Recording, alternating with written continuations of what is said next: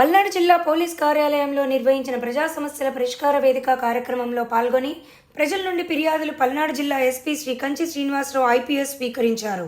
ఈ ప్రజా సమస్య పరిష్కార వేదిక కార్యక్రమంలో ప్రజల నుండి కుటుంబ, ఆర్థిక, ఆస్తి తగాదాలు, మోసం మొదలుగు ఆయా సమస్యలకు సంబంధించి 51 ఫిర్యాదులు అందాయి. ప్రజా సమస్యల పరిష్కార వేదిక కార్యక్రమం ద్వారా వచ్చిన ఫిర్యాదులను మొదటి ప్రాధాన్యత ఇచ్చి త్వరితగా పరిష్కరించే విధంగా తక్షణ చర్యలు చేపట్టాలని, ప్రతి ఫిర్యాదుదారుని సమస్య పట్ల శ్రద్ధ వహించి నిర్ణీత గడువులోగా సదరు ఫిర్యాదులను పరిష్కరించడానికి కృషి చేయాలని శ్రీ ఎస్పీ గారు సూచించారు.